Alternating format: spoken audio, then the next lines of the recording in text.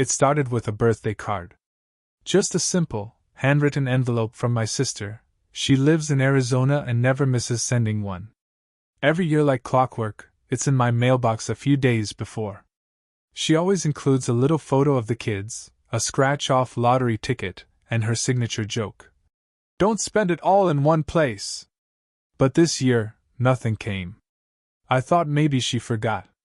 But when I called her the day after my birthday, she sounded confused. What do you mean you didn't get it? I mailed it last Thursday. I brushed it off. Maybe it was lost. Maybe the mail was delayed. But then my power bill didn't show up. Then a week later, an Amazon package I had been tracking said it was delivered, but there was nothing at my door. No box. No notice. No refund. Just vanished. Still, I didn't want to be the paranoid one on the street. The one always suspecting foul play. So I chalked it up to a glitch in the system, even as a voice in the back of my head started to whisper something wasn't right. Then it happened again. And again. A padded envelope from my nephew, gone. My new insurance documents, gone. A letter from my old college friend that I had been expecting for weeks, never arrived. Each time I checked my mailbox, there was either less than there should have been, or nothing at all. The worst was when my medication never came. That's when I stopped brushing it off. I live in a quiet cul-de-sac in a modest but decent HOA-run neighborhood. Brick homes, tidy lawns, American flags flapping on the porch. The kind of place where people wave at each other but rarely talk beyond the weather or the garbage pickup schedule. Nothing ever really happens here. Except lately it felt like something very wrong was happening, and nobody wanted to talk about it. I started taking mental notes. Making a habit of checking the mailbox the moment I got home from work. I even installed a Ring camera on my front porch, but it didn't face the mailbox directly, it was just out of frame. And that mailbox? It stood alone, on the edge of my property, facing the street like a forgotten soldier. That's when I noticed her. Karen. Not her real name, of course, but she wore the title like a crown. Karen lived 2 doors down. Early 60s, sharp platinum bob, always dressed like she was on her way to a church fundraiser. President of the HOA board for the last 7 years. And the unofficial queen of everyone's business. She had a talent, or maybe just a compulsion, for watching. Watching who didn't mow their lawn. Watching who parked too close to the curb. Watching who left their trash cans out for more than 12 hours. And now, apparently, watching my mailbox. It started subtly. One afternoon I came home early from work and saw her walking her little white poodle, Bandit, past my house. She lingered at the edge of my yard, looked toward the mailbox, then kept walking. Maybe nothing. Maybe just a look. 2 days later, she was out again, this time pretending to pick something off the sidewalk directly in front of my box. I watched her from behind the blinds, heart pounding like I was spying on a criminal. I felt ridiculous. This was Karen. The woman who passed out Easter eggs to kids and organized bake sales. The woman who scolded teenagers for skateboarding near the hydrant. But something about her felt off. Then the gossip started.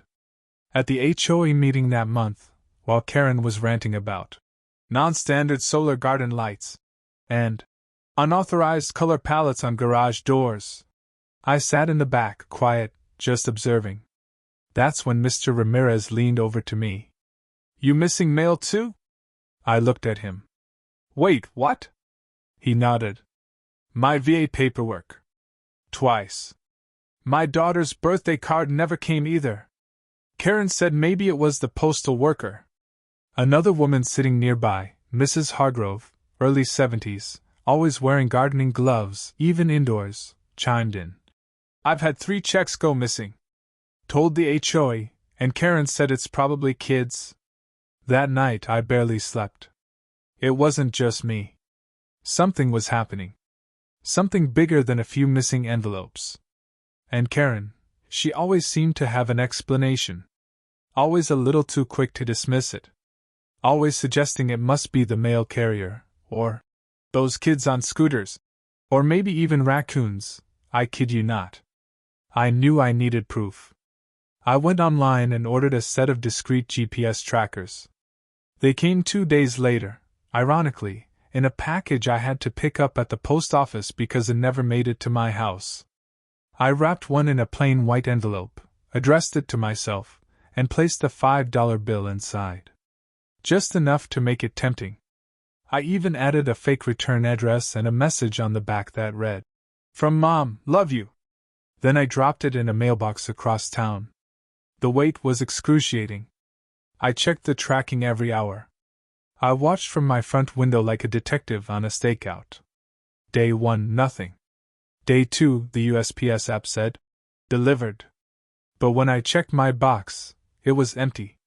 I ran inside and opened the GPS tracker app. The signal was strong. And it wasn't on my porch. It was 2 doors down. Inside Karen's house. My hands were shaking. My jaw clenched. I stared at that blinking red dot like it was the heartbeat of the truth I had been chasing for weeks. But still, I didn't want to jump to conclusions. So I waited. I waited 2 more days, letting the signal sit, uninterrupted, undisturbed. It never moved. Then finally, on a Thursday afternoon, I walked my dog past Karen's house, pretending to scroll my phone, and glanced at her open garage. There it was. My envelope. Sitting on her workbench, unopened. The audacity made my blood boil. That was the moment I stopped feeling like a victim. This wasn't just petty theft or misunderstanding. This was deliberate. Calculated. Repeated. And illegal. She had no idea she had just committed a federal offense. But I did. And now, I had proof. Next chapter? We set the trap. I didn't sleep the night I saw the GPS tracker settle inside Karen's house. My mind was racing through every what-if scenario. What if she finds the tracker and claims I planted it to frame her? What if she tosses the envelope before I can act? What if I'm overreacting? But the longer I stared at that blinking dot, the clearer it became. This wasn't imagination. This was theft. And not just of my mail, of my trust, my peace, my rights. I called the local postmaster the next morning. "I need to report mail theft," I said calmly, trying not to let my voice tremble. He asked if I had any proof. "I have a GPS tracker. The envelope was delivered to my address, but the tracker shows it's in my neighbor's house. 2 doors down. She's the president of our HOA." There was a pause. Then, "Okay. You'll want to speak to the Postal Inspection Service. This is federal." The word federal hit me like a bolt of electricity. That's when it truly clicked. Karen didn't just cross a neighborhood line. She crossed a federal one. And this time, her clipboard and HOA title wouldn't shield her. By the afternoon, I had a call back from a federal postal inspector. I sent over the GPS logs, screenshots of delivery tracking, photos of the missing packages, and even testimonies from my neighbors, who now, after some coaxing, were more than ready to talk. Turns out, Karen had a reputation. Quiet, subtle, whispered, but a reputation nonetheless. Ramirez said he saw her opening mailboxes to check for code violations. Hargrove recalled seeing her, returning something, to a mailbox, which now sounded more like putting it back after snooping. But none of us ever thought someone would actually steal the mail. Until now. 2 days later, a black sedan pulled up in front of my house. A man and a woman in plain clothes stepped out, badges hanging from their necks. The postal inspectors. Serious, focused, and all business. They spoke to me for 20 minutes, then visited Mr. Ramirez, Mrs. Hargrove, and 2 other neighbors. Then they walked to Karen's front door. I watched from my living room window, heart pounding in my throat. She answered in her usual crisp blouse, smile stretched too tight, as if welcoming old friends. But the moment the agents identified themselves, I saw her expression flicker, just for a second, like glass cracking under pressure. The conversation was short. 5 minutes. Tops. Then they asked to come in? She hesitated. They insisted. And she let them. The next 30 minutes felt like an eternity. The whole neighborhood began to buzz. People out walking their dogs took longer routes. Cars slowed down. Curtains twitched open.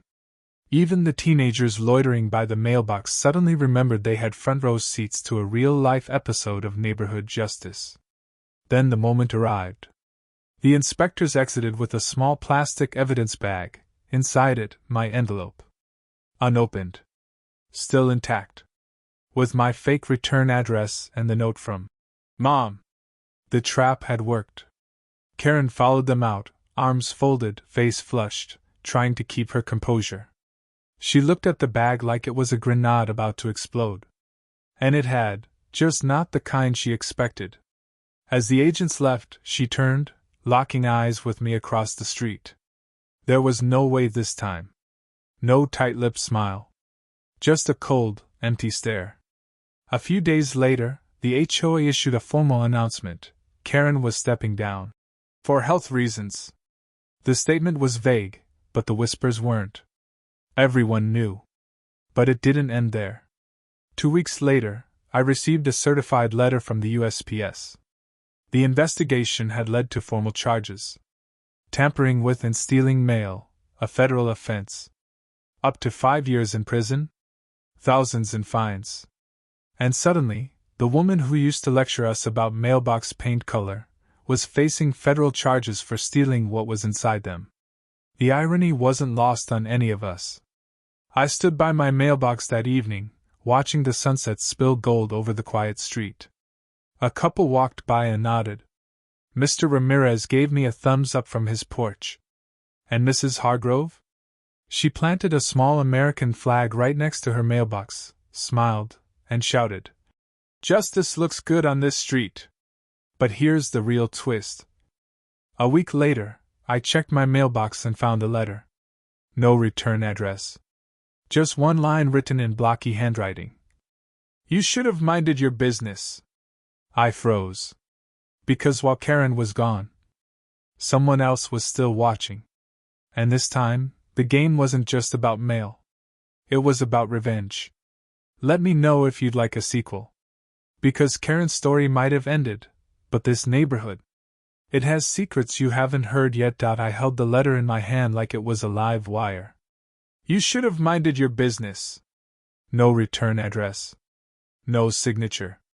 No handwriting I could place.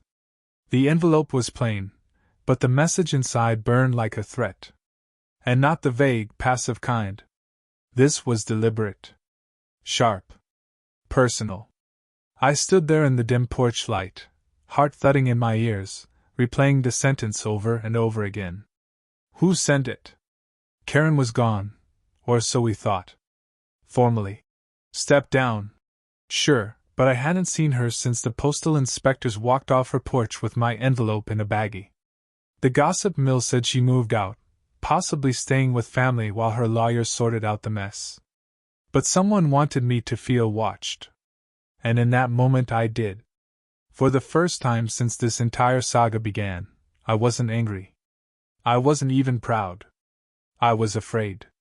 The next morning, I called Isaiah, my cousin, a former sheriff's deputy turned real estate consultant, who always said, "Cameras don't lie.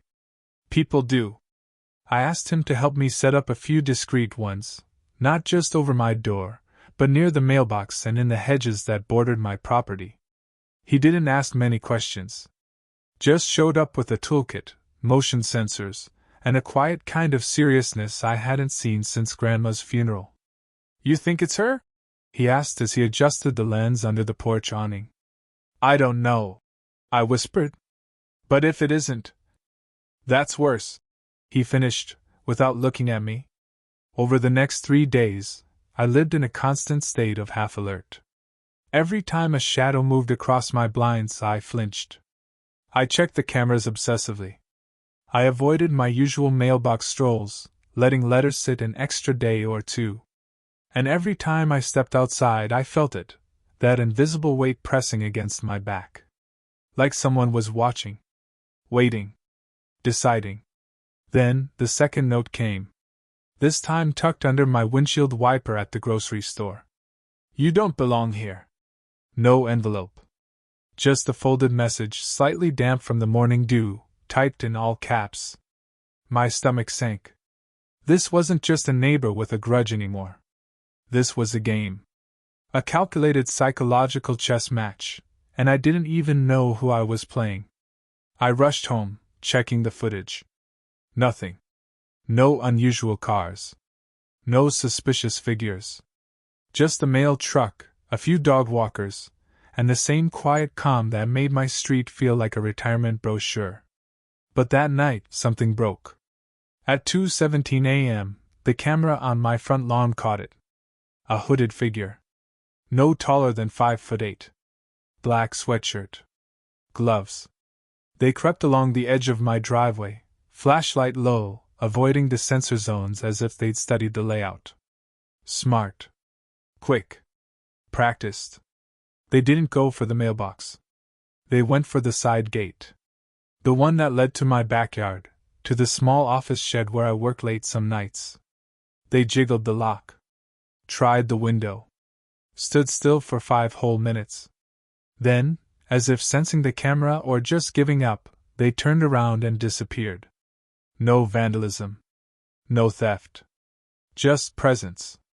And that scared me more than anything. Because whoever they were, they didn't want something. They wanted me to know they could be there. I sent the footage to the authorities. The same postal inspector who had helped with Karen's case called me personally. Don't worry, he said. We'll run it through our system. There might be a hit. I wanted to believe him. But deep down, I knew how stories like mine usually ended, quietly, without answers. Until 2 days later, I got a knock at the door. It was Mr. Franklin, the old man who lived 3 houses down. A retired Air Force mechanic with a limp, a collection of American flags, and a memory sharper than most of us gave him credit for. I saw something, he said without preamble. Couple nights ago. Figured it was nothing, but now. He reached into his jacket and pulled out a small notebook. I write things down, he muttered. Keeps the memory fresh. He'd scribbled the make and plate of a car parked at the end of the block. Same time as the break-in attempt. The plate came back, not to Karen, but to her son, a 24-year-old who had just moved back in with her months before the incident.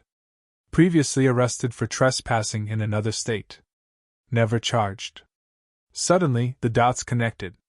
Karen hadn't been acting alone. And her stepping down wasn't a surrender. It was a regroup. What happened next unfolded fast. The postal inspectors reopened the investigation, not just for theft, but for coordinated harassment. Turns out, Karen had multiple complaints filed over the years: privacy violations, misuse of authority, even allegations of spying on residents' properties with binoculars to enforce lawn rules. But none of it ever stuck. Until now.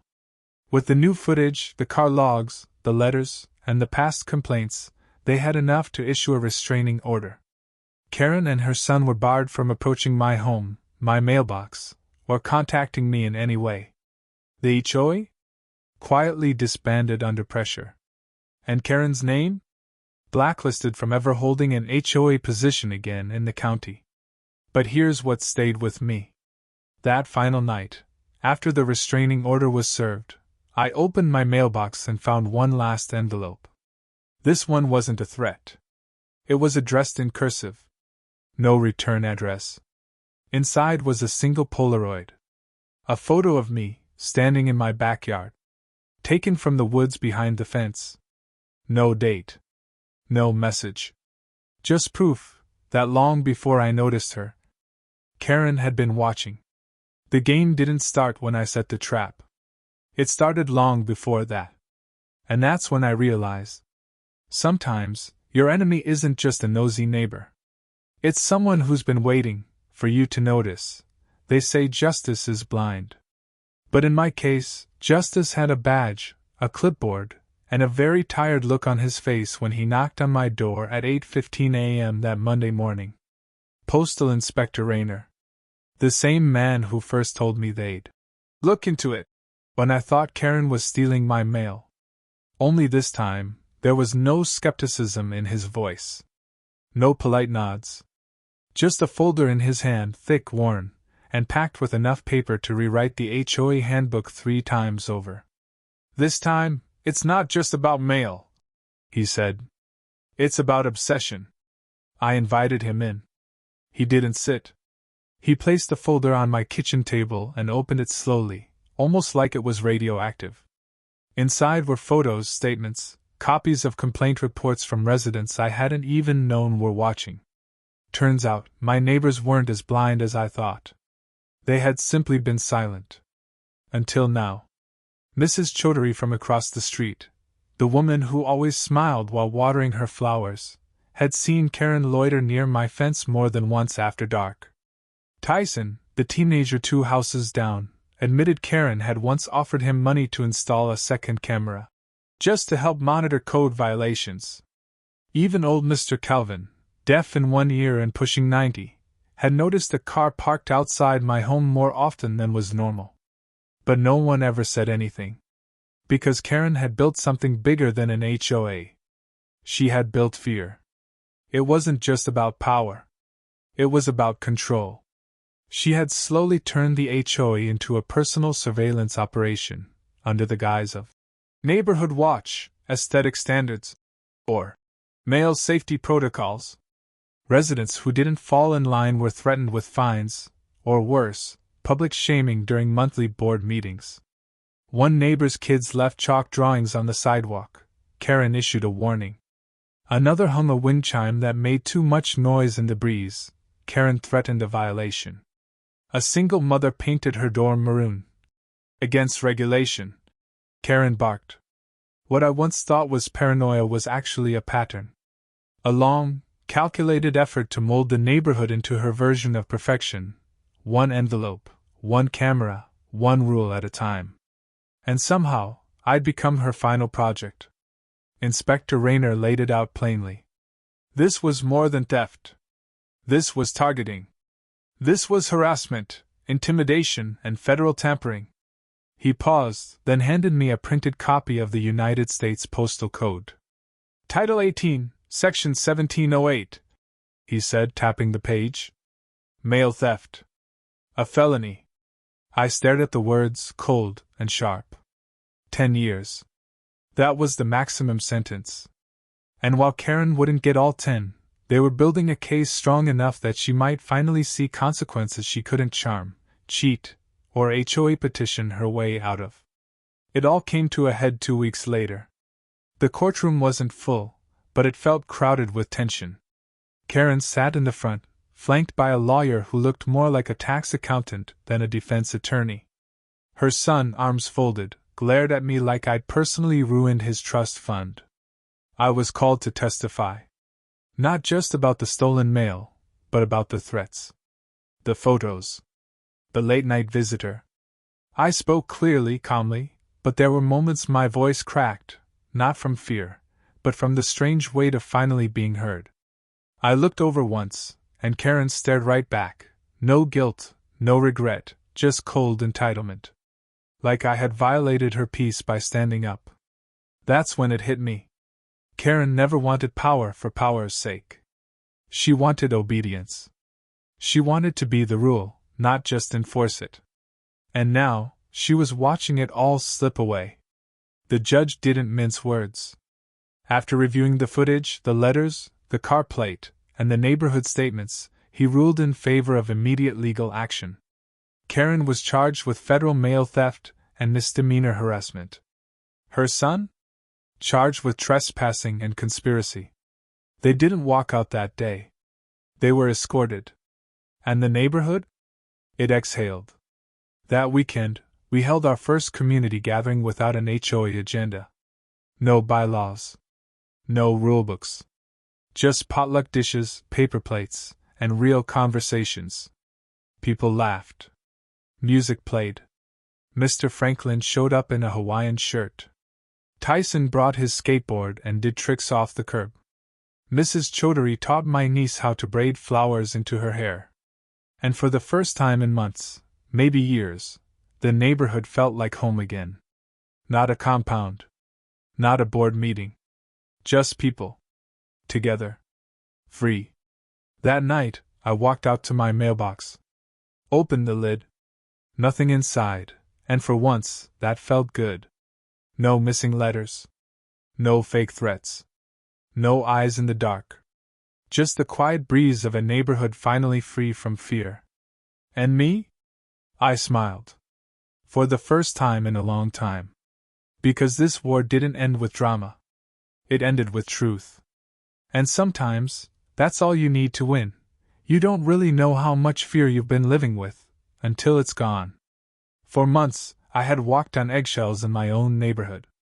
Watched my words at HOA meetings. Lowered my blinds in case someone was watching.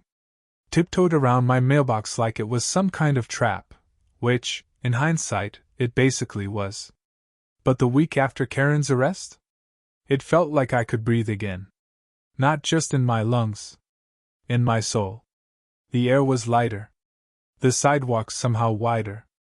Even the sound of the sprinkler next door seemed brighter, freer, like the entire street had stretched out its limbs and finally relaxed.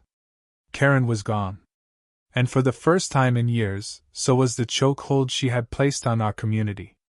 But this isn't a story about revenge. This is a story about restoration.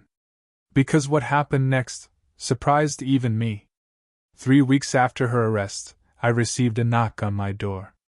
It was Tyson's mother, Mrs. Morales, standing there with her teenage son, nervously twisting her hands. She apologized for Tyson's involvement. Said he didn't know what he was getting into. That Karen had manipulated him, used him like a pawn, promised him community service hours in exchange for spying on neighbors. Tyson, red-faced, looked down and mumbled, "I didn't know she was stealing." I looked at the boy, barely 16, and I saw it. Not guilt. Shame. The kind that doesn't come from doing something wrong, but from realizing you were used to hurt someone else. So I forgave him. Right there on my porch. Because this wasn't about punishing anyone else. It was about reclaiming the community that Karen had slowly poisoned with paranoia. And that process had just begun. At the next HOA meeting, the first one without Karen, something incredible happened. People spoke freely. No interruptions. No cold stares. No threats of fines or citations. Just honest conversations. One by one, neighbors stood up and shared stories they had never dared to before. Mr. Franklin, the war veteran with the flag on his porch, admitted Karen once accused him of violating code because his flagpole wasn't HOA compliant. Mrs. Chaudhary spoke about how Karen had warned her that too many visitors of a certain kind could affect neighborhood perception. Even Marcus, a quiet man who usually kept to himself, said that Karen had tried to file a violation against him for painting his garage door too dark. It was all coming out now. Not just mail theft. Everything. What we uncovered that night wasn't just Karen's tyranny, it was how we all let it happen. Because silence is a kind of surrender. And we had surrendered, to rules, to power, to the illusion of order over kindness. But now, we were rewriting the narrative. We voted that night to restructure the HOA board. New bylaws. New leadership. New energy. And then, in what felt like the most poetic justice of all, I was nominated to lead the board. Me. The person Karen had targeted. Mocked. Tried to push out of the neighborhood. Now sitting at the head of the very table she once ruled with an iron fist. It was surreal. Not because I wanted power.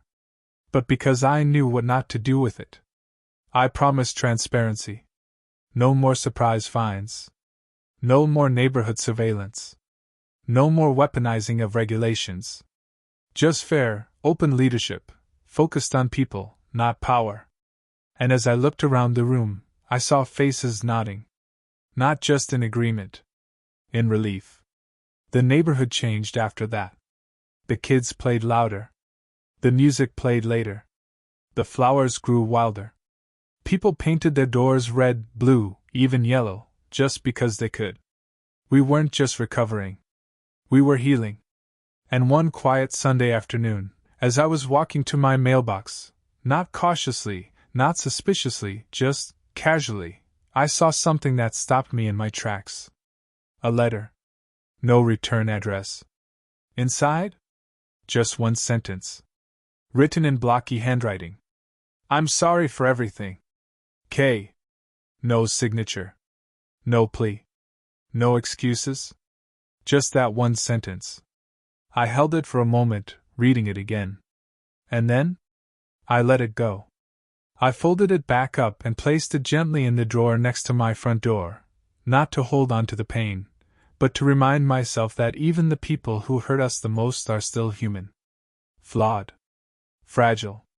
And sometimes, maybe even a little sorry. Today, when I look out my window, I don't see fences anymore. I see connection. Kids chalking up the sidewalks with rainbow dragons. Couples walking their dogs without looking over their shoulders. Elders sitting in lawn chairs, waving at every passerby. A community, not governed by fear or codes or Karen's clipboard, but by something much more powerful. Trust. And every time I open my mailbox now, it's not just to check for letters. It's to remind myself that truth always finds its way out. That justice, no matter how long it takes, always knocks.